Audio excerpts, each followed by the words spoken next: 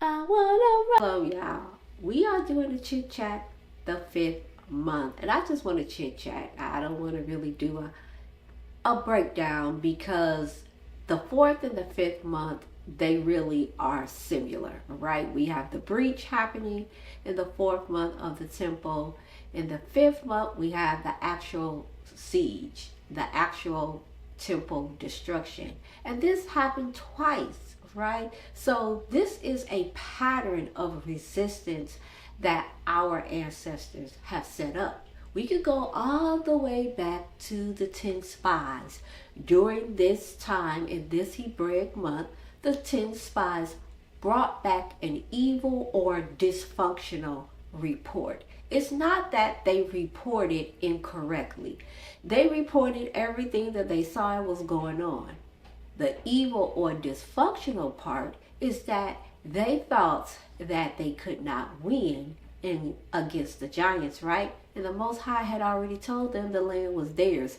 That is the dysfunction, the disbelief that set a pattern throughout the nation of Israel. And we still are affected by it today.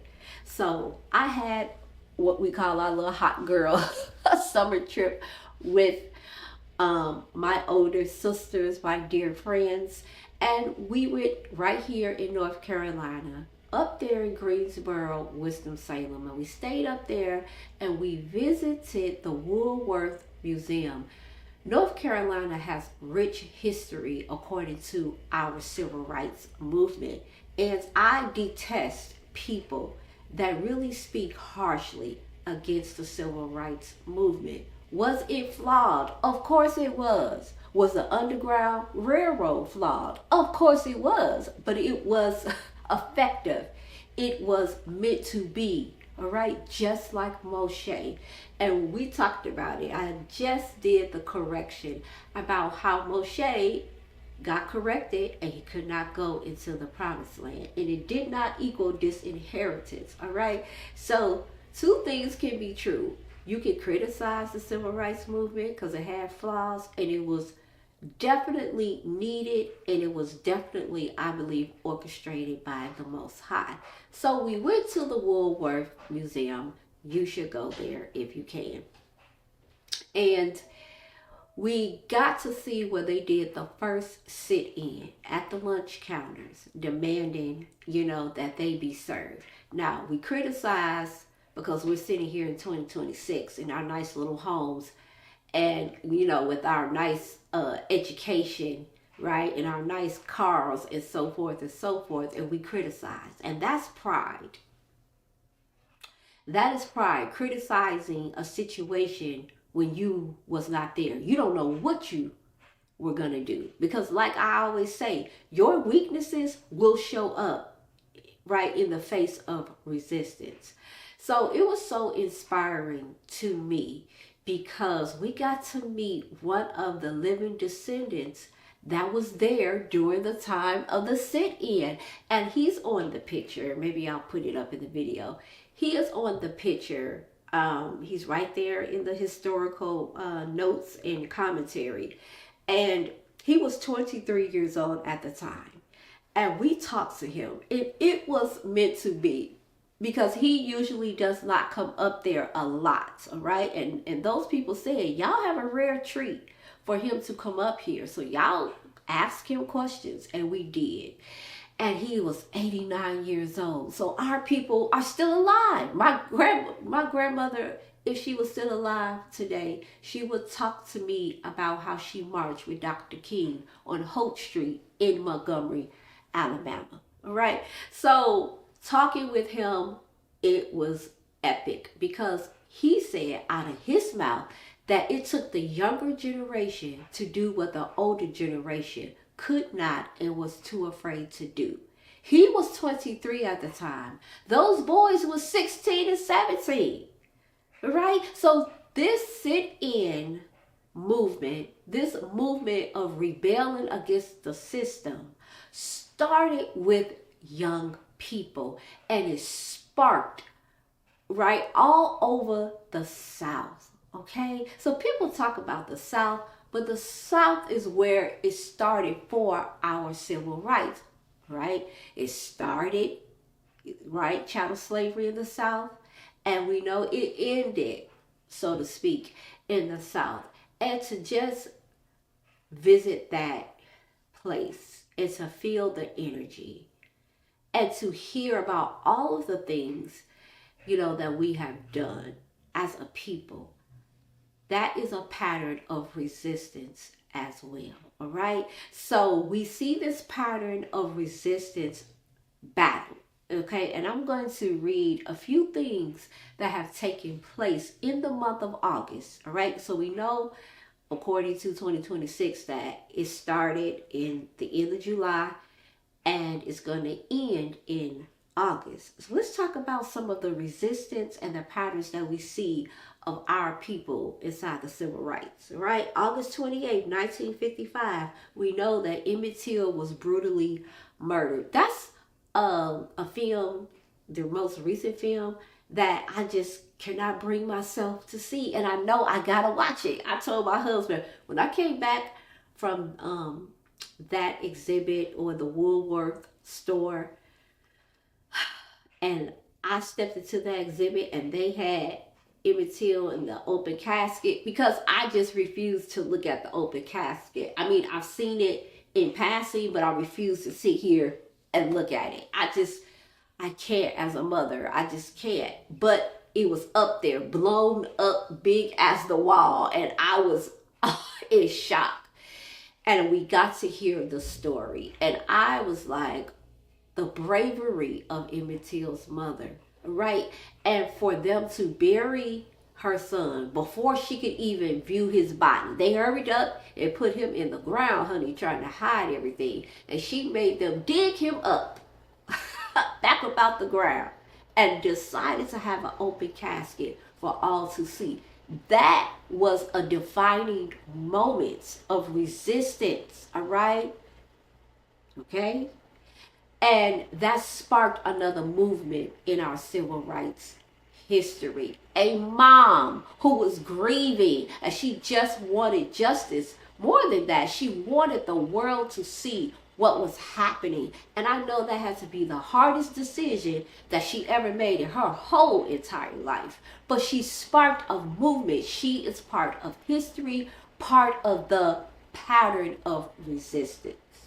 August 28, 1963, we had over 250,000 people who participated in the March on Washington. And we know Dr. Martin Luther King's iconic I Have a Dream. Again, people criticize Dr. Martin Luther King. People criticize Moshe. I know he was tired. They criticized him. All right? So if you let the Israelites back then write a biography about Moshe, they will criticize him too. Right? How he was an Egyptian Hebrew that could hardly probably speak the language. He had a slow tongue, right? And I just personally believe that his tongue was heavy, like a person who English is not their first language, right?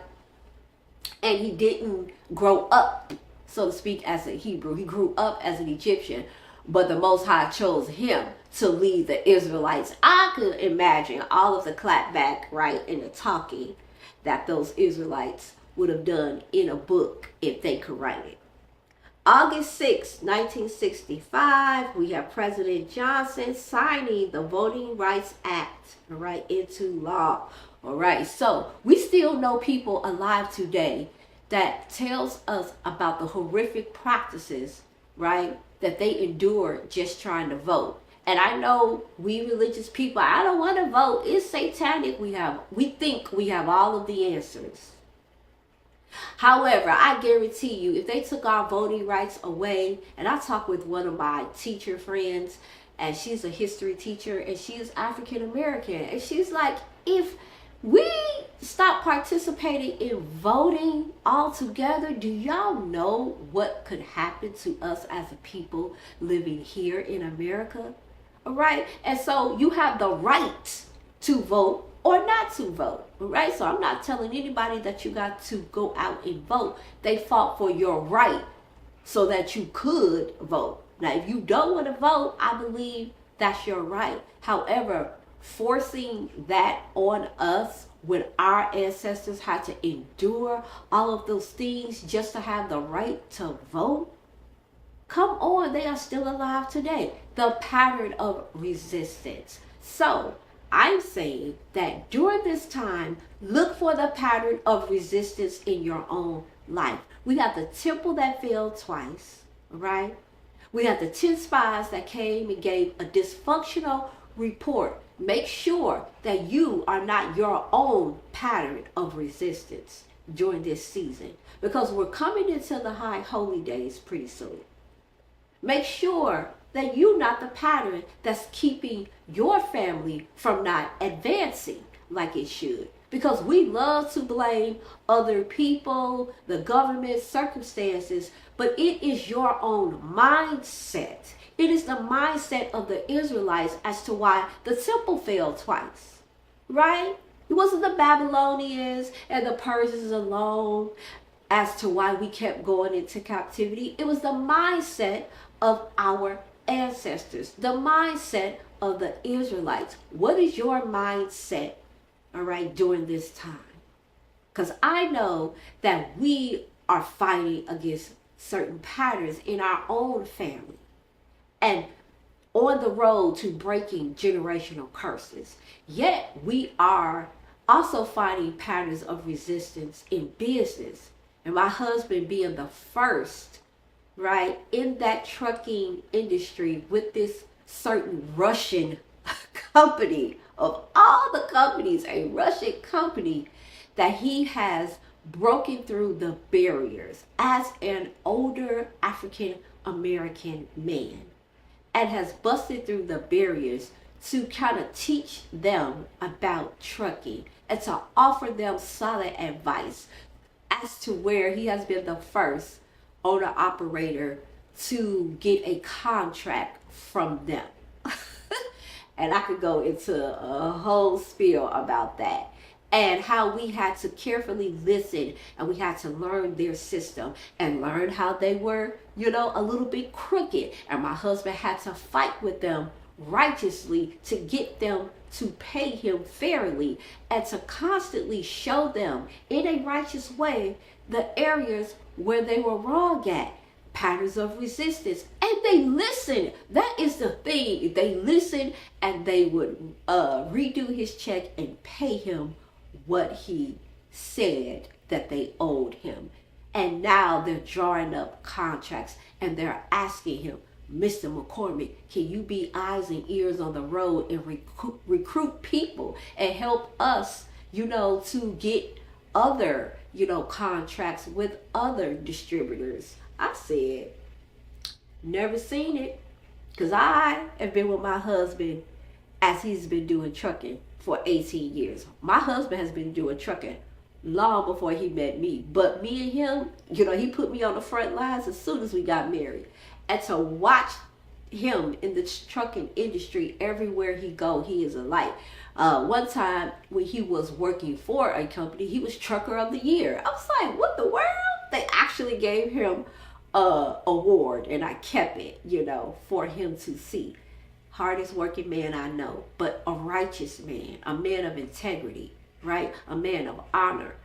And when you walk with a mindset that's correct in that area, right, you can develop those patterns of resistance on the opposite side and you can win. You're resisting the crooked system.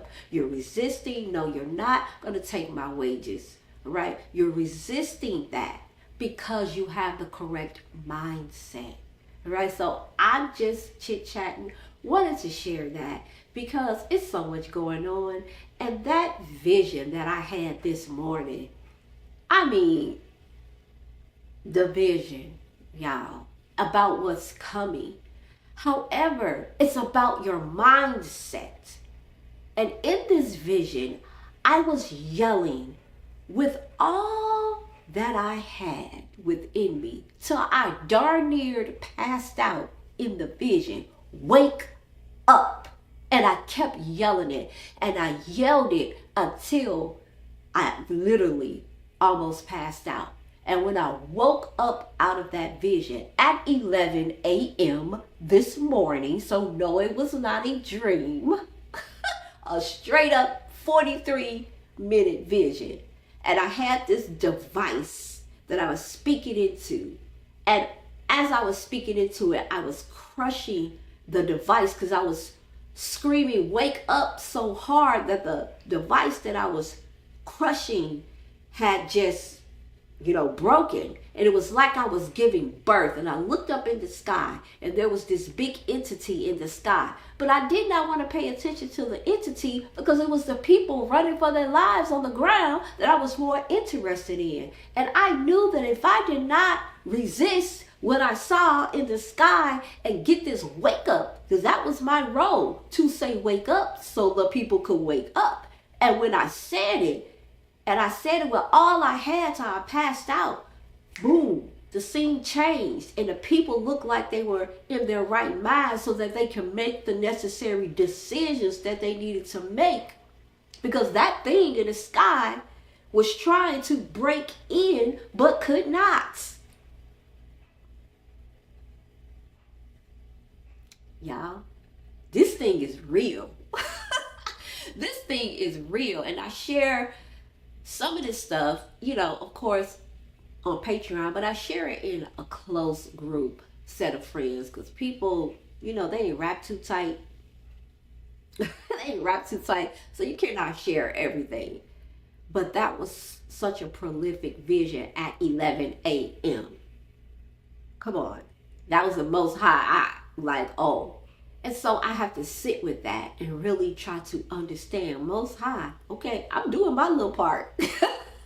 What else do you want me to do? And that wasn't my first time interceding with Wake Up. I interceded like that maybe during 2014, 2013, something like that. And I was interceding Wake Up, Wake Up. Then in 2015, I began to see a lot of people, waking up to who they were. All right. And so I'm like, whoa. So do I know exactly what's going to happen? No, because it ain't none of my business. That's why I keep trying to tell people, you trying to figure out what's going to happen. What is the part that you play? Because the part that I played in that vision was to get people to wake up, not to physically get them to wake up, but to yell, wake up in the spiritual realm so they can hear and snap out of it and so they can be able to make the correct decisions. It wasn't my job to do anything else. Boy, I wish people would get this. However, y'all know I get hyped up. I digress. So that's all I have for the 5th month, because after that vision, honey, I don't have nothing else. Do what you called to do. Stop trying to figure out everything and make sure you are resisting the pattern that the Israelites set of disobedience. Make sure you're resisting that. Okay? You can't make nobody else do anything. You can share stuff, and I would be careful with even sharing stuff because people's mindset right now is all over the place. There's something that has to happen as per usual, right? Like the temple falling, like you getting swallowed up by the ground because you done sparked a rebellion. It's always something that has to happen to get us back into the right place, right? So do I know what that is? No. All I know is I have to do my part. What is your part? All right, so I will talk to y'all in the next video. Shalom, everyone.